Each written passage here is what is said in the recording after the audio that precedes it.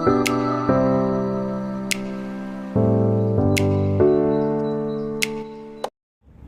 Friends, எல்லோரும் எப்படி இருக்கீங்க? நான் நல்லா இருக்கேன். Welcome to Sindhu vlogs. இன்றைக்கி மிக்சியில் இட்லி மாவு சாஃப்டாக எப்படி அரைக்குதுன்னு பார்ப்போம்.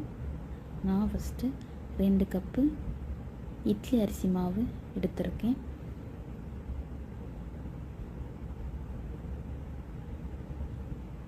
அப்புறம் அதை நல்லா கழுவி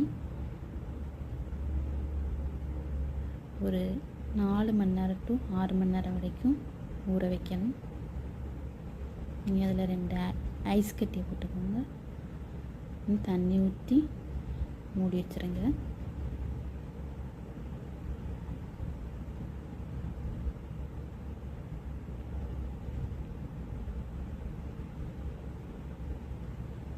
ஓகே, முடிச்சு. இனி 2 கப் அரிசிக்கு 1/2 கப்பு வெந்தயம், உளுந்து. இந்த உளுந்தை நல்லா கழுவி எடுத்துக்கோங்க.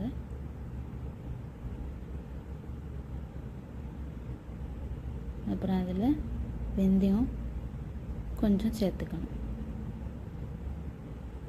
அப்புறம் உளுந்தையும் நல்லா தண்ணி ஊற்றி அரைக்கிறதுக்கு 1 மணி நேரத்துக்கு முன்னாடி ஃப்ரிட்ஜுக்குள்ளே வச்சுருங்க. ஓகேவா? அரிசி நல்லா ஊறிட்டு உளுந்தும் நல்லா ஊறிட்டு இனி அரைக்கிறதுக்கு ஸ்டார்ட் பண்ணலாம். அதுக்கு முன்னாடி தண்ணி ஊறின தண்ணியை தனியாக எடுத்து வச்சுக்கலாம். ஏன்னா அதுதான் கொஞ்சம் கொஞ்சமாக ஊற்றி அரைக்கணும். அப்போ தான் நல்லாயிருக்கும். ஃபஸ்ட்டு உளுந்தை அரைச்சி எடுத்துப்போம். உளுந்து எல்லாத்தையும் மிக்ஸி ஜாரில் சேர்த்துக்கோங்க. உளுந்து ஃப்ரிட்ஜில் ஏன் வைக்கிறோன்னா அப்போ தான் அது உபரி நல்லா வரும், சாஃப்டாகவும் வரும். மூடி வச்சுக்கோங்க. இனி அரிசி கண்ணில் தண்ணியையும் அரிசி ஊற வச்ச தண்ணியையும் தனியாக எடுத்து வச்சுப்போம்.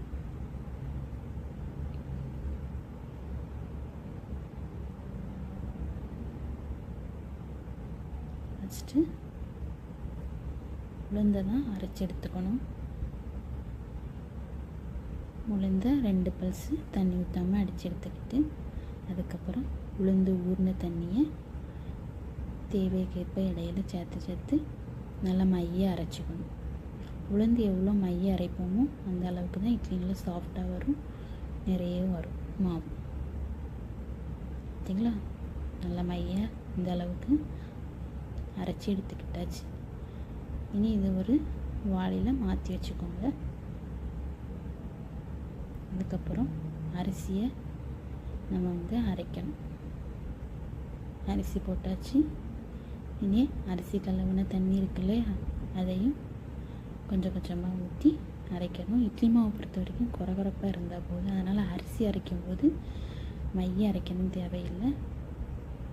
இந்த அளவுக்கு அரைச்சா போதும். ஆனால் மாவு கட்டியாக இருக்கணும்.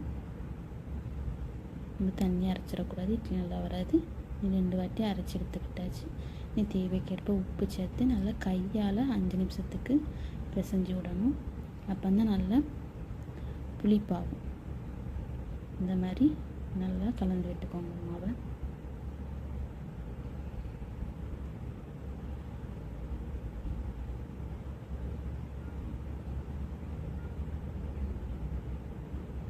கை விடாமல் நல்லா கலந்து விட்டுக்கோங்க. கரண்டி எதுவும் மிக்ஸ் பண்ண வேண்டாம், கையை வச்சு மிக்ஸ் பண்ணிக்கலாம். ஓகே. இனி இந்த மாவை நம்ம மூடி நைட்டு ஃபுல்லாக ஒரு 8 மணி நேரத்துக்கு ஃபெர்மெண்டேஷனுக்கு வச்சுருவோம்.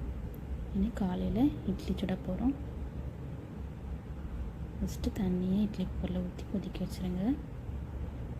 நம்ம ஆயில் தடவி செய்கிறது குக்கர், அதனால் ஆயில் தடவி இட்லியை சுட போகிறோம். ஃபஸ்ட்டு ஆயில் ஊற்றிக்கோங்க. எத்தனை இட்லி வேணுமோ அந்த அளவுக்கு. First time voice over try பண்ணுறேன், கொஞ்சம் அப்படி இப்படி இருக்கும், அட்ஜஸ்ட் பண்ணிக்கோங்க. நெக்ஸ்ட் வீடியோ போக போக மாற்றிக்கிறேன். சேனலை எல்லோரும் சப்ஸ்கிரைப் பண்ணிவிட்டு பாருங்கள், ஃபுல்லாக பாருங்கள், வீடியோவை ஆதரவு கொடுங்க.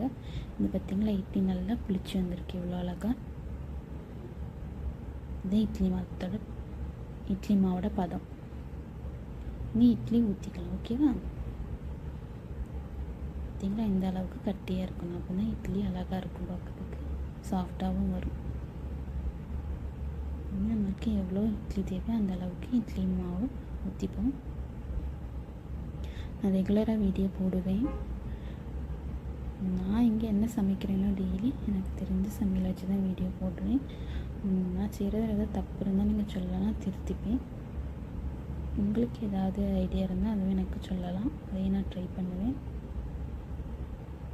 வீடியோ மட்டும் மறக்காமல் பார்த்துருங்க எல்லோரும், சப்ஸ்கிரைப் பண்ணிவிட்டு.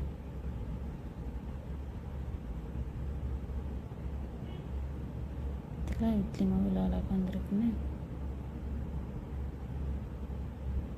இட்லியும் அதுக்கு தக்கன நல்லா சாஃப்டாகவும் இருக்கும். வெந்த பிறகு பார்ப்போம்.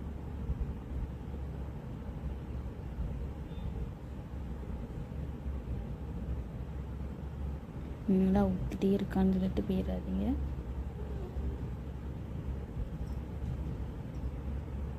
பத்து இட்லி சுட போகிறேன், அதுக்கு ஊற்றிட்டுருக்கேன். ஒவ்வொன்றா ஊற்றிட்டு இதில் வந்து அடுக்கி வச்சுருங்க.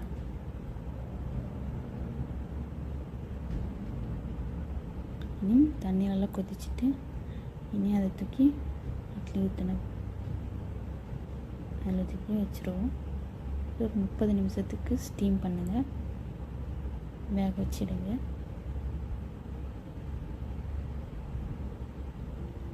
மூடி வச்சாச்சு. ஓகே, 30 நிமிஷம் ஆயாச்சு. ஓப்பன் பண்ணி வெந்துட்டான்னு செக் பண்ணுறதுக்கு கையில் தண்ணி நினச்சிக்கிட்டு இட்லி மேலே கையை வச்சு பார்க்கணும். இட்லி ஒட்டாமல் இருந்தால் இட்லி வெந்துட்டுன்னு அர்த்தம். பார்த்தீங்களா, கொஞ்சம் கூட ஒட்டலை. அப்போ இட்லி நல்லா வெந்துட்டு இனி ஆஃப் பண்ணிவிட்டு இட்லி இறக்கிடலாம். நீ இதை ஒரு கரண்டி வச்சு மெதுவாக எடுக்கணும். உளுந்து நம்ம கரெக்டாக போட்டிருந்தா அதில் ஒட்டாமல் வரும் நல்லா. பார்த்தீங்களா, இட்லி இவ்வளோ அழகாக சாஃப்டாக இருக்குன்னு பாருங்கள். உங்களுக்கு இப்போ வச்சு காட்டுறேன் எப்படி இருக்குன்னு. பார்த்தீங்களா, நல்லா மெதுன்னு இருக்குது. பிச்சும் போது நல்லா சாஃப்டாக வருது. பார்த்தீங்களா, அமங்கரப்பும் நல்லா இருக்குது. இதுதான் பதம். இப்படி நீங்கள் அரைச்சி ட்ரை பண்ணி பாருங்கள், நல்லாயிருக்கும்.